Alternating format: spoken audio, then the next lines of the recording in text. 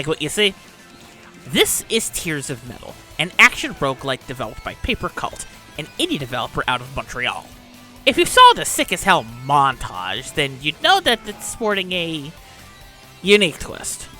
And before I jump in, I just gotta say that this is a beta-ass beta, which means that things aren't done yet and there is gonna be some jank throughout the video. That's just the nature of game development. With that out of the way, don't forget to do the usual thing of liking, commenting, and subscribing, and let's get into the thick of it.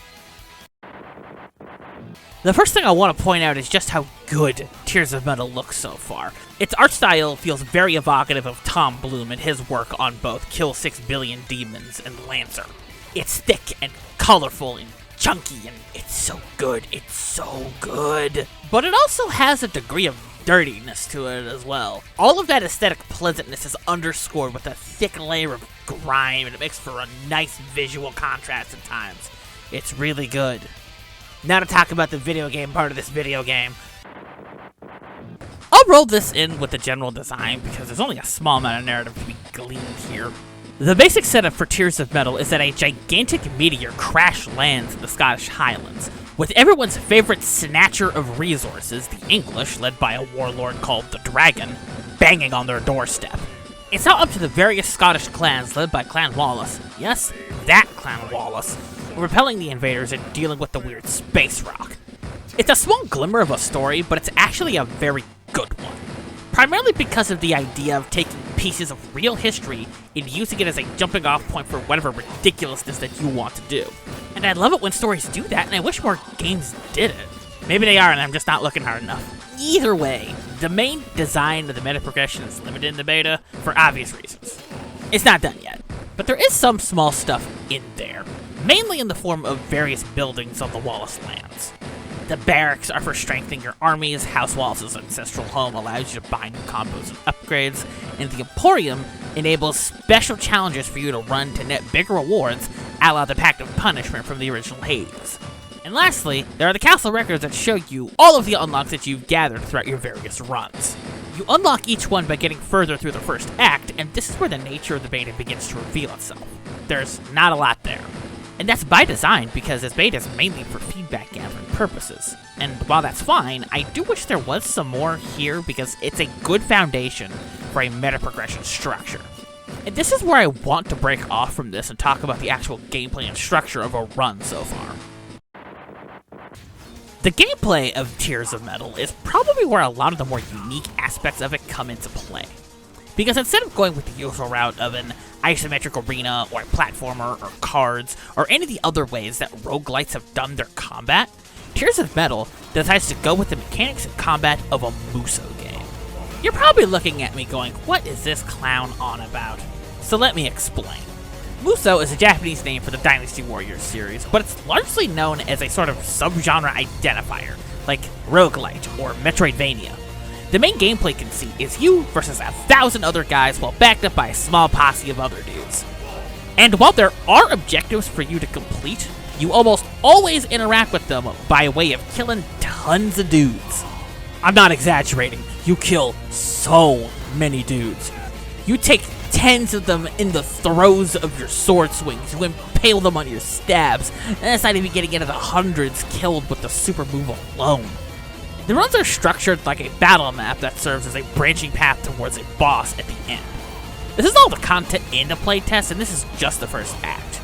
You get upwards of 7 to 8 battles depending on the path that you take.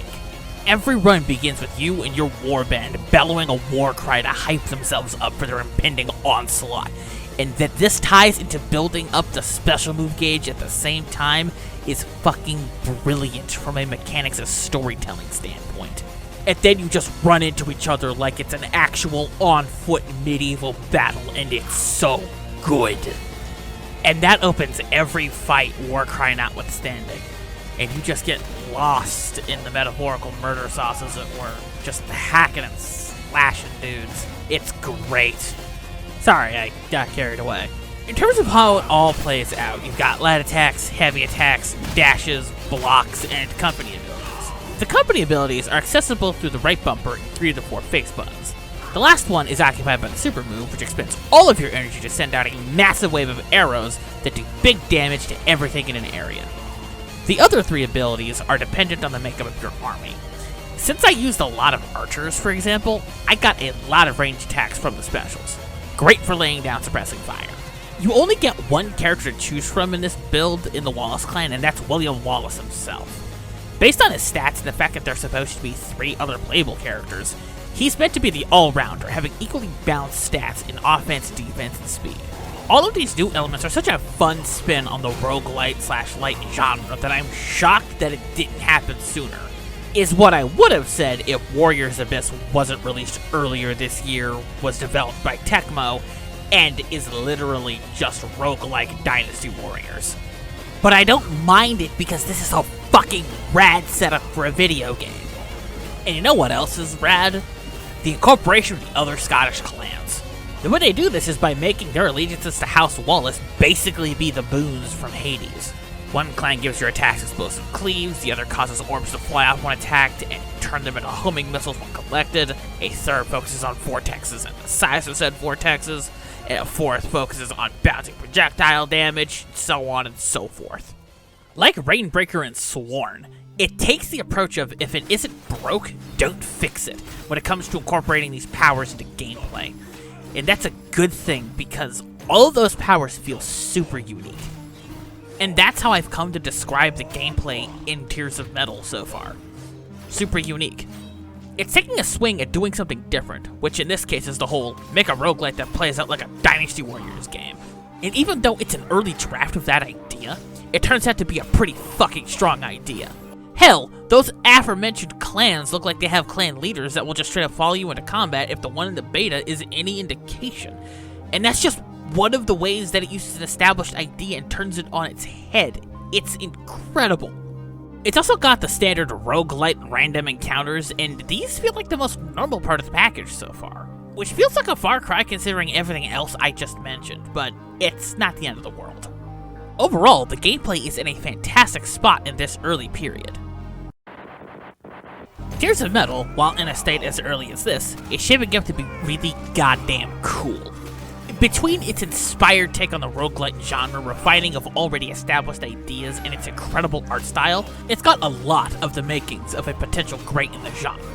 And in a genre that's as clouded as roguelites, that's saying something. This has hit me in my brain like an antenna in a lightning storm.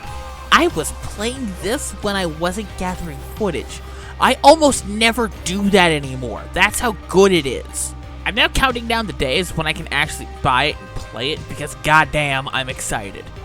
And if you stuck around, thanks for watching. Don't forget to like and subscribe, helps me out a ton.